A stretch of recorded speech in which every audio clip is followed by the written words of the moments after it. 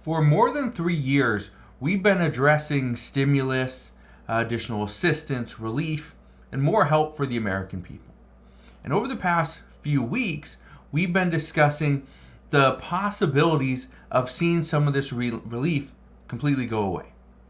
Now, I want to be very clear on one thing, and that is that right now, millions and millions of Americans are going to feel the impacts of what's coming this weekend.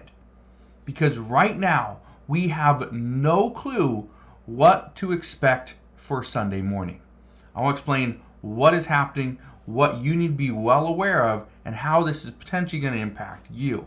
All I ask is if you can spend just 2 seconds, go ahead, hit that like button, and let's get right down to it.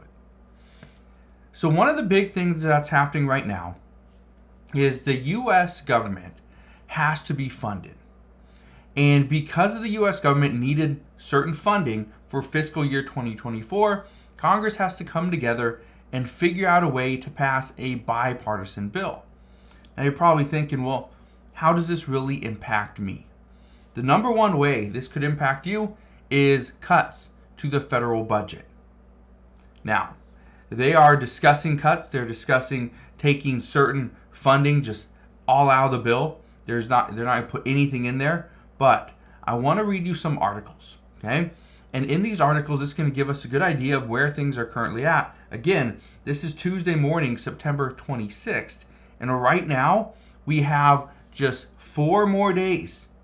By Saturday night at 11:59 p.m., we need to have an answer. We need to have a bill. And it must be passed by both the House, the Senate, and signed by President Biden. So again, we're coming down to the end, but let's see what they're discussing. Look at this. In this article from Yahoo, it says, with a government shutdown 5 days away, Congress is moving into crisis mode as Speaker Kevin McCarthy faces an insurgency from hard-right Republicans eager to slash spending, even if it means curtailing federal services for millions of Americans. And I will address more on that in just a second. It also goes on to say there's no clear path ahead as lawmakers return with tensions high and options limited. The House is expected to vote Tuesday evening, that would be tonight, on a package of bills to fund parts of the government. But it's not at all clear that McCarthy has the support needed to move ahead. As of right now, he doesn't.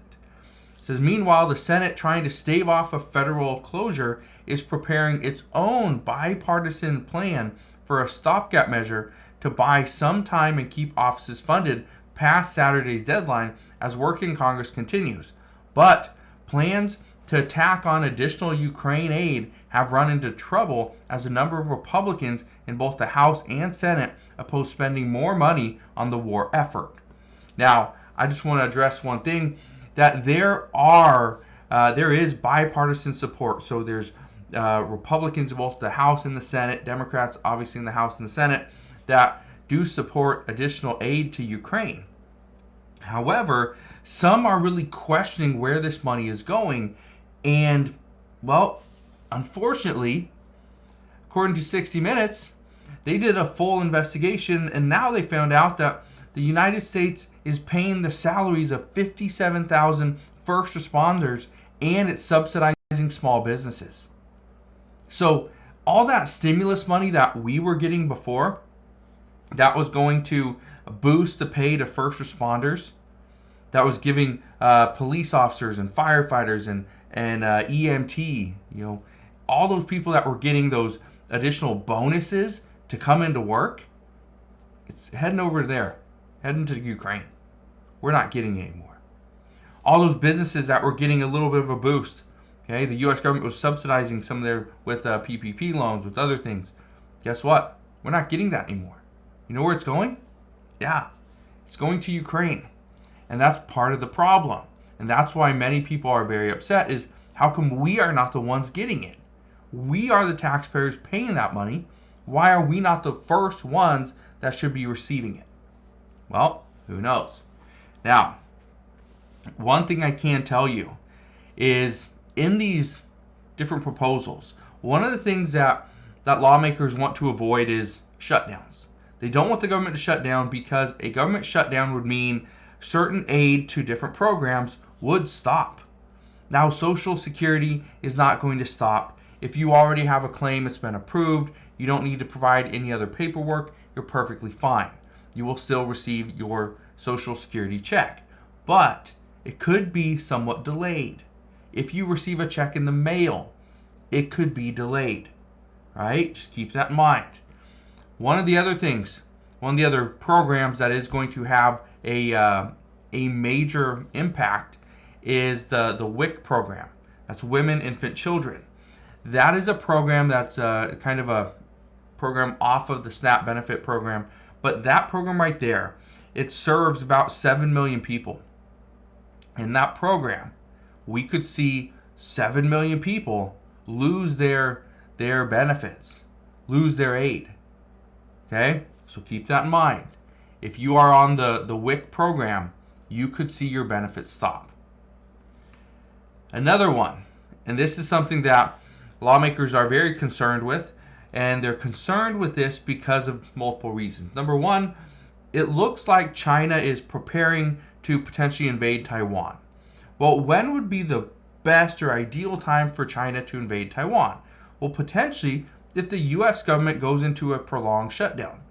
If we do, then China could easily come in, because at that time we're not going to have, again, we're supposed to have our troops, okay? We're supposed to have like 1.3 million troops, but the issue is they won't be getting paid. So if some decide not to show up, it's possible. Again, a prolonged shutdown could easily cause China to say, you know what? Now's the time to invade. So we need to be prepared for that. And that's actually what the White House is saying. And one of the things that they talk about, because the White House said just this morning that a shutdown would actually undermine U.S. national security. It would actually force 1.3 million service members to work without getting paid. And they also go on to say this. Okay, let me just show you this really quick. They say, during an extreme Republican shutdown, obviously this is coming from the White House, says service members would continue working every day to keep our country safe, including our 1.3 million active duty troops, but wouldn't receive their paychecks until funding becomes available. That's what is going to happen. Okay, all these different federal workers, if they are in an essential government position, they will have to report to work, but they will not get a paycheck until there's government funding. Okay? So they would get paid, it would just be delayed. Again, if it's a prolonged government shutdown, many people are going to come into work the first week, no big deal, because again, it's the first week. They weren't going to be getting paid on Monday or Tuesday or Wednesday anyway. So chances are they're going to come in for at least the first week, possibly the first 2 weeks, and then they're going to question, should I still be here? Or should I go get a different job that will actually pay me if this government shutdown does last potentially multiple weeks or multiple months? So we'll see. But again, I turn you to this one. This is the report from 60 Minutes. And you can go to 60 Minutes over on Twitter or X or whatever you want to call it. And it does have a video. It's like a 1 minute long video. Actually pretty interesting, where you can see right here, it says 60 Minutes discovered the U.S. is financing more than weapons in Ukraine. The government is buying seeds and fertilizer for farmers, which we are, and we knew that. They are paying the salaries of 57,000 first responders and subsidizing small businesses. I didn't know how many people we were paying salaries for, because again, 57,000 first responders. What they're talking about in this video is how the U.S. taxpayers are paying for a dog. I think her name was like Joy or something. It's a rescue dog to go and sniff out people in if they're buried in rubble.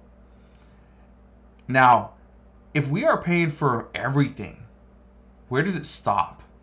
Because again, if we're paying for seeds and fertilizer for farmers, are we subsidizing farmers if their crops get burnt?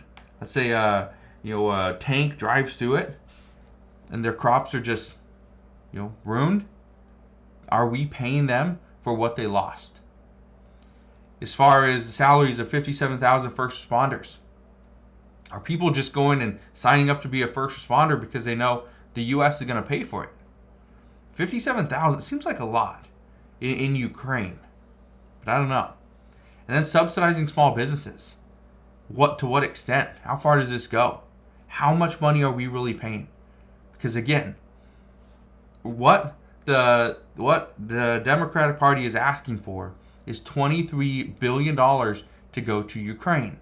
But what Republicans are saying, or what many of them are saying, is that no, absolutely not. We have to take care of our own people. We have to solve our problems here within the United States borders first before we can go out and help other countries, even if it is Ukraine. And then the Democrats say, well, we have to help out Ukraine because this is a war against Russia, and Russia is making it harder for us, the American people, to do everyday things simply because of gas prices. And then you got Saudi Arabia jumping in. They're cutting oil output by 300,000 barrels per day over the next 3 months. Again, this is going to cause oil prices to go up, which means gas prices are going to go up as well. So again, a lot of stuff happening right now, but that is what we know. There's a lot of people that are very skeptical that the U.S. Government is going to receive funding for fiscal year 2024 by October 1st, which is this Sunday. And if that is what happens, the U.S. government would shut down and we would feel the ramifications of it. So we'll see what happens moving forward. But as always, I will keep you updated on all the latest news and updates. All you got to do is 2 things. First, hit the like button on this video. Click that subscribe button so you never miss an update. And I'll see you guys on the next one.